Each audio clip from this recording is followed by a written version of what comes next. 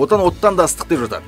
Өзі қансырап ажал құшағына беттегенде де байрағын басынан асыра көтерген күйде болып дегенді естіп өстік. Шынымен осы сөздердің мағынасына дәл үңілген жас бар ма біздерде? Әлде құр желеу ме? Шындығына көз жеткізіміз келді. Әлеуметтік желілерде жарнамалап 4 маусым ұлттығымыздың нышаны, келбетіміздің көркі, мемлекеттік рәміздеріміздің күнін ерекше тойлап өтуге тырыстық. Ресурстық орталық қызметкерлері жайық жағасында тамаша кеш ұйымдастырды. Биші, суретші, спортшы жастарымызды қолдау, салауатты өмір салтын насихаттау, мемлекеттік рәміздер туралы ақпараттандыру және баршаңызға мерекелік көңіл күй сыйлау. Бала-шаға көп болды. Өрендеріміздің ой-өрісін байқадық. Викториялық сауалдарға жауап іздедік. Көк байрағымыздың тарихы, елтаңбамыздың авторы, әнұранымызды кім шығарды деген сауалдар қойылды. Балғындарымыздың арасында білгіштерде табылды. Бұл мейрамды мүлдем естімегендер де бар екен. Первый раз не услышим вообще.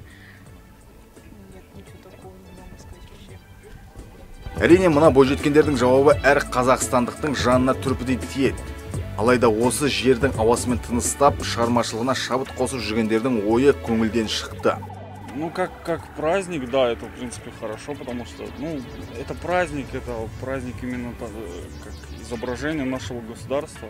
Мы этим изображением, да, делимся перед людьми, когда-то кто-то выигрывает, мы его показываем, и оно должно как-то стоять на первом плане нашего государства. Потом уже наш президент и все остальное. Ну, для меня кажется, это наше лицо.